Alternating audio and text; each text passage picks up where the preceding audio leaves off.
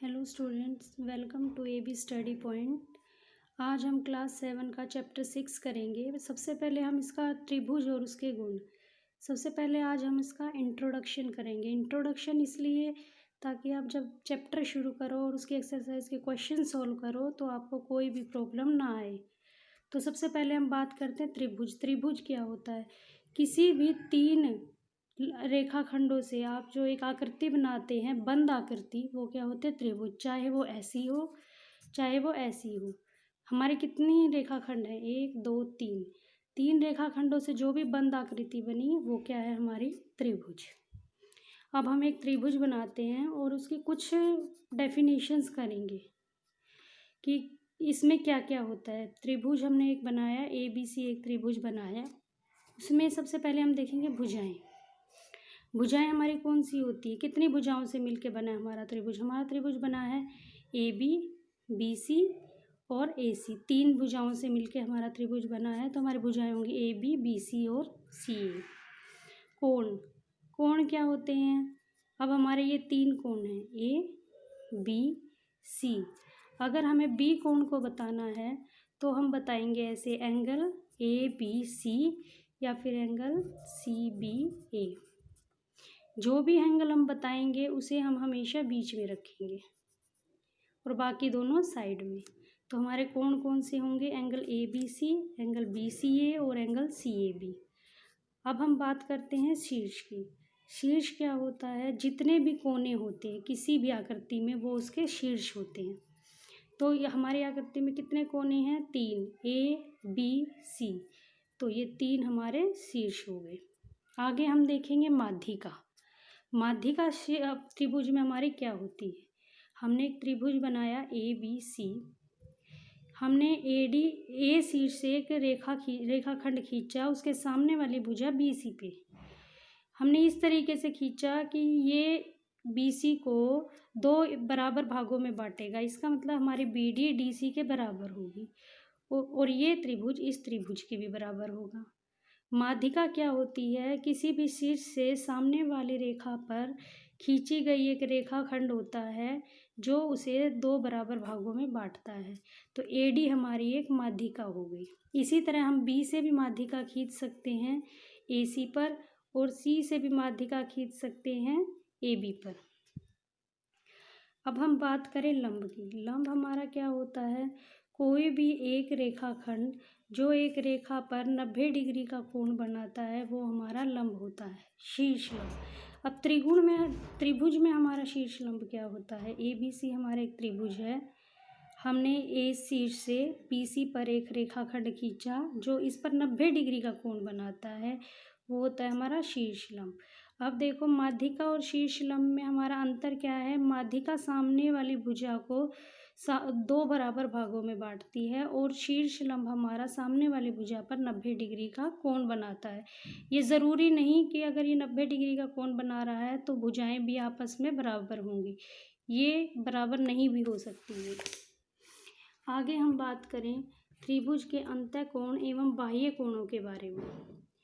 तो त्रिभुज के हमने AB से एक त्रिभुज बनाया। अंतःकोण होंगे इसके ABC और हमारे इन तीनों का योग होगा 180 डिग्री। यानी हम तीनों कोणों को जमा करें तो हमारा 180 डिग्री आएगा, चाहे वो त्रिभुज कैसा भी हो। अब हम बात करें बाह्य कोण की, तो PQR हमारा एक त्रिभुज है। हमने PQR रेखाखंड को थोड़ा सा आगे बढ़ाया और यहाँ हमारा बाहर की तरफ जो एंगल बना, जो कोण बना, वो मान लिया हमारा X है। तो देखो, हमारा अंतः कोण क्या थे? अंदर के कोण। बाह्य कोण क्या थे? बाहर के कोण। पहले हमने अंतः कोण की बात की, अब हम बाह्य कोण की बात करेंगे। तो ये हमारा है X। हमारे इसके सामने वाले जो 2 कोण होंगे वो होंगे एंगल 1 और एंगल 2। हमने माने 1 और 2 हैं।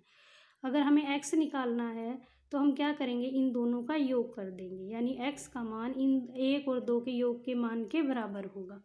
अगर मान लो हमें ये 30 डिग्री दिया होता और ये 40 डिग्री दिया होता तो हमारा X क्या आ जाता? 40 + 30 70 डिग्री। समझ में आया सबको? आगे देखो, अगर इसी तरीके से हम पी आर और पी को एक्स बढ़ा देते और यहाँ पे ये बाह्य कोण वाई बनता, तो वाई का मान हो जाता 3+4 के बराबर, यानी उसके सामने वाले जो दो कोण हैं अंतः कोण हैं उनके बराबर। और इसी तरीके से अगर हम इसे बढ़ा दें तो z का मान आएगा इसके सामने वाले 5 और 6 के बराबर। आगे हम देखेंगे त्रिभुज के प्रकार। सबसे पहले भुजा के आधार पर। भुजा के आधार पर हमारे त्रिभुज के 3 प्रकार होंगे। सबसे पहला समबाहु त्रिभुज। समबाहु त्रिभुज नाम से ही पता चलता है, सम मीन्स समान, बाहु मतलब भुजाएं, जिसकी सारी भुजाएं बराबर हों। इसकी सारी भुजाएं बराबर होंगी और सारे कोण भी बराबर होंगे और 60 डिग्री के होंगे। अब देखो दूसरा होता है समद्विबाहु त्रिभुज। इसमें क्या होती है, सम मीन्स समान, द्वि मतलब दो, बाहु मतलब भुजाएं। इसका मतलब इसकी दो भुजाएं बराबर होंगी, ए बी ए सी, या फिर ये दोनों भुजाएं या फिर ये दोनों भुजाएं। और जो दो भुजाएं बराबर होंगी उनके सामने के कोण भी बराबर होंगे। जैसे ए बी के सामने का कोण सी है, ए सी के सामने का कोण कितना है, कौन सा है, इस भुजा के सामने का कोण है बी, तो ये बी और सी भी बराबर होंगे। अब विषम बाहु त्रिभुज। विषम बाहु त्रिभुज कौन सा होगा, जिसमें तीनों भुजाएं अलग अलग होंगी, कोई भी भुजा समान नहीं होगी और कोई भी कोण समान नहीं होगा। अब कोण के आधार पर। कोण के आधार पर भी हमारे 3 त्रिभुज होते हैं। सबसे पहला न्यून कोण, दूसरा समकोण, तीसरा अधिक कोण। अब देखो न्यून कोण, न्यून का मतलब ही कम होता है। इसका मतलब जिसके सारे के सारे जो कोण हैं वो 90 डिग्री से कम हो। किससे कम हो, 90 डिग्री से। समकोण क्या होता है, जिसमें हमारा एक कोण त्रिभुज का 90 डिग्री होता है, बाकी उससे कम होते हैं, कोई भी एक 90 डिग्री होगा। और अधिक कोण क्या होता है, नाम से ही पता लग रहा है, अधिक, ज़्यादा, यानी एक कोण हमारा 90 डिग्री से ज़्यादा होगा, तो वो हमारा होगा अधिक कोण। अब हम बात करेंगे अपने इस चैप्टर के आखिरी टॉपिक पे, वो होगा त्रिभुज और पाइथागोरस गुण। त्रिभुज, समकोण त्रिभुज और पाइथागोरस गुण। ये क्या होता है, पाइथागोरस गुण जो होता है वो हमारे समकोण त्रिभुज में होता है। अभी हमने देखा था समकोण त्रिभुज वो होता है जिसकी एक भुजा 90 डिग्री होती है। अब हमने एक त्रिभुज बना दिया XYZ, इसमें y कोण हो गया 90 डिग्री। तो ये इसमें क्या होता है, 90 डिग्री के जो सामने वाला रेखाखंड होता है वो होता है हमारा कर्ण। 90 डिग्री के जो सामने होता है, तो ये होगा कर्ण, और एक होगा लंब और दूसरा होगा आधार।